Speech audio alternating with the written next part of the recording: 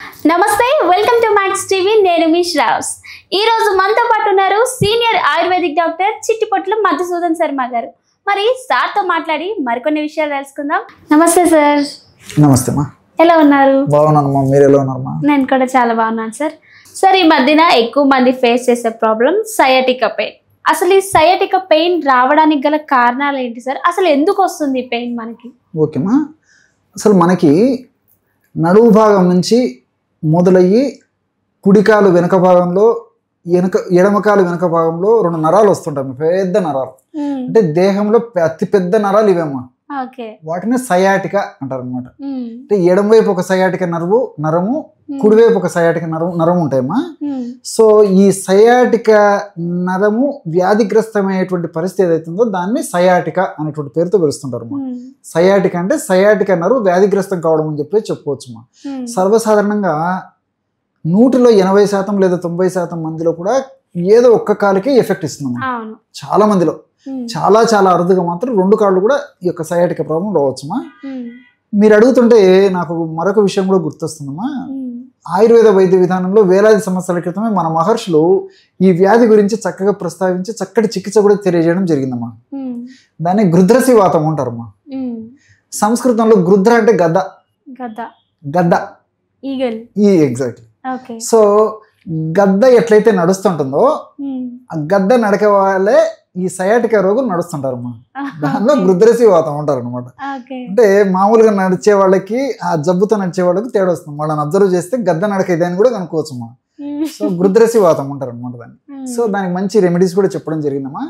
ఈ నొప్పి వచ్చినప్పుడు కాలు ముడవడం కష్టంగా ఉంటుంది, చాపడం కష్టంగా ఉంటుంది, కూర్చోవడం కష్టంగా ఉంటుంది, నుంచోవడం కష్టంగా ఉంటుంది, మెట్లు ఎక్కడం దిగడం కష్టంగా ఉంటుంది, పక్కకు తిరగడం అటు ఇటు తిరగడం కష్టంగా ఉంటుంది, ప్రతిదీ ఇబ్బందికరంగా ఉంటుందమ్మా. సో కొంతమంది అయితే ఆల్మోస్ట్ బెడ్ రిడన్ అయిపోతారమ్మా.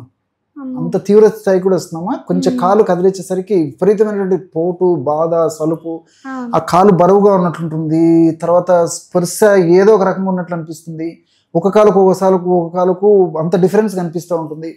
ఇలా వివిధ రకాల లక్షణాలతో ఈ సయాటిక అనేటువంటిది వ్యక్తం అవుతుంటుందమ్మా. ఈ యొక్క సయాటిక గురించి బ్రీఫ్గా ఇదమ్మా. సార్, ఇప్పుడు వరకు సయాటికా పెయిన్ గురించి బ్రీఫ్గా చెప్పారు. మరి ఎవరైతే ఈ సయాటికా పెయిన్తో బాధపడుతున్నారో వాళ్ళకి మంచి హోమ్ రెమెడీస్, ఆయుర్వేదంలో చికిత్స ఎలా ఉండబోతుంది చెప్పండి సార్, నాకు మా వ్యూయర్స్కి. తప్పకుండా. దీనికి ఒక 4 పదార్థాలు కావాలమ్మా. సో వీటిలో 4లో 3 అయితే అందరికీ తెలుసు, మరి ముఖ్యంగా మీకు ఖచ్చితంగా తెలుస్తాయమ్మా. ఒక్కటి మాత్రం చాలా మంది తెలియదు, మీకు తెలిసి ఉండొచ్చమ్మా. ఇది కూడా అంటే చాలా ఇంట్రొడ్యూస్ చేస్తుంటారు కదా. ఫస్ట్ది దుంపరాష్ట్రం అమ్మా. దుంపరాష్ట్రం తెలిసి ఉంటుంది. సో దుంపరాష్ట్రం ఆ పౌడర్ అమ్మా, ఒక 25 గ్రామ్స్ తీసుకోవాలి. తర్వాత మెంతులను వేయించేసేసి పౌడర్ చేసి ఒక 25 గ్రామ్స్ తీసుకోవాలి. శొంఠి పొడి ఒక 25 గ్రామ్స్, పసుపు పొడి ఒక 25 గ్రామ్స్. దుంపరాష్ట్రము, మెంతులు, శొంఠి, పసుపు, ఈ పౌడర్స్ ఒక్కొక్కటి 25 గ్రామ్స్ తీసుకోవాలమ్మా. అంతా కలిపేస్తే ఒక 100 గ్రామ్స్ పౌడర్ అయిపోతుంది. ఇంతేమ్మా, బ్రహ్మాండమైనటువంటి ఔషధం సయాటికాకి రెడీ అయిపోయింది. సూక్ష్మంలో మోక్షం. సో దీన్ని ఏం చేయాలంటే మా రోజు ఉదయం పూట ఆహారానికి ఒక అరగంట ముందు, రాత్రి పూట ఆహారానికి ఒక అరగంట ముందు జస్ట్ ఒక గ్రామ్ అమ్మా. మరి ప్రాబ్లం ఎక్కువ ఉంటే 2 గ్రాముల వరకు కూడా వాడుకోవచ్చు. ప్రాబ్లం ఏముండదు, ఇబ్బంది ఉండదు. సమస్య ఎక్కువ ఉంటే అప్ టు 2 గ్రామ్స్ వరకు వాడుకోవచ్చు. సో ఒక 50 ml గోరువెచ్చని నీళ్ళు కలిపేసి తాగడం కానీ, లేకపోతే తగినంత తేనెతో కలిపేసేసి రంగరించేసేసి తీసుకోవచ్చుమా.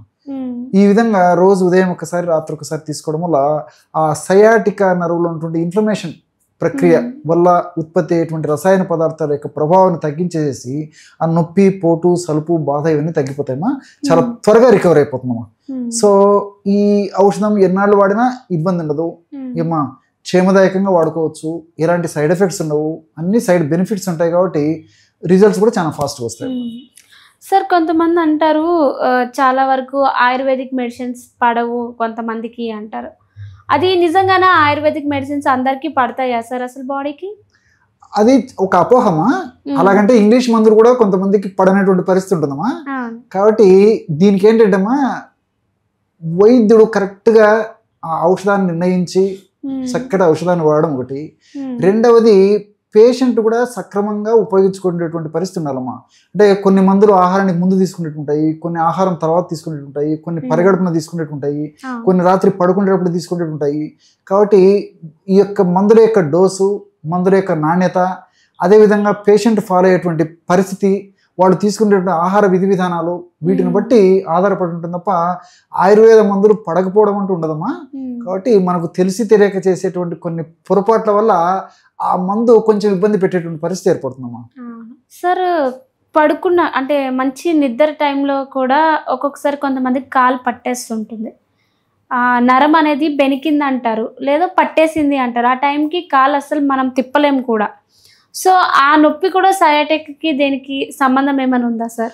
అంటే సయాటిక నొప్పికి దానికి ఇది వేరు అది వేరమ్మా. సో మీరు అడిగిన దానికి ఏంటంటే ఖండాలు పట్టేస్తుంటాయి అన్నమాట. సో పోషకాహార లోపం వల్ల, ముఖ్యంగా కాల్షియము, తర్వాత ఈ విటమిన్ లోపం వల్ల, అదేవిధంగా తర్వాత బ్లడ్ సర్క్యులేషన్ సరిగ్గా ఆ ప్రాంతానికి జరగకపోవడం వల్ల, లేకపోతే ఏదైనా ఆ ప్రాంతంలో ఒత్తిడి పడడం వల్ల, ఇలాంటి వాటి వల్ల కొంచెం ఆ భాగంలో ఉన్నటువంటి పట్టేయడం జరుగుతుంటుందమ్మా. కాబట్టి సయాటికాకి దానికి సంబంధం లేదమ్మా, సంబంధం లేదమ్మా. తర్వాత నాకు ఈ సందర్భంలో మరొక విషయం కూడా గుర్తొస్తుందమ్మా. దీనికి ఇప్పుడు నేను చెప్పినటువంటి మెడిసిన్ వాడుతూ ఒక చక్కటి ఆసనం ఉందమ్మా. ఆసనం శలభాసనం. శలభాసనం శలభాసనం అంటారు, దాన్ని శలభాసనము అంటారు. ఈ శలభాసనం మనకు ఈ రోజుల్లో టెక్నాలజీ పెరిగిపోయింది కాబట్టి గూగుల్లో సెర్చ్ చేస్తే తెలిసిపోతుంది. శలభాసనం అంటే దానికి సంబంధించిన డీటెయిల్స్ అన్నీ వస్తాయి. సో ఆ శలభాసనం ఏ టైంలో వేయాలి, ఎన్నాళ్ళు వేయాలి, తర్వాత ఏ పద్ధతిలో వేయాలి, ఎంతసేపు చేయాలి, ఇవన్నీ కూడా మనకు తెలుస్తాయమ్మా. ఒకవేళ సమీపంలో ఏదైనా యోగా గురువు ఎవరైనా ఉంటే గురువు సమక్షం నేర్చుకొని వాళ్ళు ఇంట్లో చేసుకోవచ్చమ్మా శలభాసనం. సో లేకపోతే నేను చెప్పినట్టు ఈ గూగుల్లో సెర్చ్ చేసుకొని చేసుకోవచ్చమ్మా. ఇది సర్వసాధారణంగా ఉదయం పూట ఒక 3 సార్లు, సాయంత్రం పూట 3 సార్లు చేసినప్పుడంతా ఒక 3 నిమిషాలు, 4 నిమిషాలు లేదా 5 నిమిషాల వరకు కండిషన్ బట్టమ్మా. ఆ విధంగా చేసుకోవడం వల్ల చాలా ఫాస్ట్గా రిలీఫ్ వస్తుందమ్మా. ఈ శలభాసనము ఈ సయాటికా వ్యాధులు చాలా అద్భుతంగా పనిచేస్తుందమ్మా. సో ఈ యొక్క ఆసనాన్ని వేస్తూ ఈ యొక్క ఔషధం వాడుకోవడం వల్ల మరింత సమర్థవంతమైన ఫలితాలు కలుగుతాయమ్మా. కాబట్టి రెండు క్షేమదాయకంగా ఉంటాయి, సైడ్ ఎఫెక్ట్స్ ఉండవు, అన్ని సైడ్ బెనిఫిట్స్ ఉంటాయి. కాబట్టి ఈ రెండు ఫాలో కావడం వల్ల మరింత స్పీడ్గా రిజల్ట్స్ వచ్చేస్తుందమ్మా. ఓకే సార్, మీరు ఇలా చెప్పారు కాబట్టి నాకు ఒక డౌట్ వచ్చింది. చెప్పండి. ఇప్పుడున్న జనరేషన్లో ప్రతి ఒక్కరు బాగా లేజీ అయిపోయారు. సో బాడీలో మూమెంట్ అనేది ఇవ్వట్లేదు. సో మన బాడీకి మూమెంట్ ఇవ్వకపోవడం వల్ల కూడా నాట్ ఓన్లీ సయాటికా పెయిన్, మిగతా పెయిన్స్ కూడా రావడానికి గల కారణాలు అంటారా? ఎగ్జాక్ట్లీ అమ్మా. ఇప్పుడు ఎప్పుడైతే తీసుకునే ఆహార పదార్థాలు పోషకతుల్యం కాక ఉండడము, రెండవది ఏంటంటే శారీరక శ్రమ లేకపోవడం చేత ఆ అవయవాలకు రక్త సరఫరా సరిగ్గా జరగదమ్మా. రక్త సరఫరా ఎప్పుడైతే జరగదో పోషకాలు జరగవు, పోషకాలు సరిగ్గా అందవు. పోషకాలు ఎప్పుడైతే అందవో అప్పుడు అవయవాల సమర్థత దెబ్బతింటుందమ్మా. అప్పుడు చిన్న చిన్న వాటికి అలసిపోవడము, పట్టేసినట్టు ఉండడము, నడవలేకపోవడము, నొప్పులు రావడము, ఇలాంటివన్నీ ఇబ్బందులు ఉంటాయమ్మా. కాబట్టి వయస్సులో తగినంత శారీరక శ్రమ చేస్తూ, అంటే వాకింగ్ కానీ, జాగింగ్ కానీ, స్కిప్పింగ్ కానీ, స్విమ్మింగ్ కానీ ఏదో ఒకటి వ్యాయామం చేస్తూ పోషకభరితమైనటువంటి ఆహారం తీసుకోవడం వల్ల నిండు నూరేళ్ళు హాయిగా, ఆనందంగా, హ్యాపీగా జీవించవచ్చమ్మా. ఎగ్జాక్ట్లీ. చాలా బాగా చెప్పారు sir. Thank you so much. నమస్తే.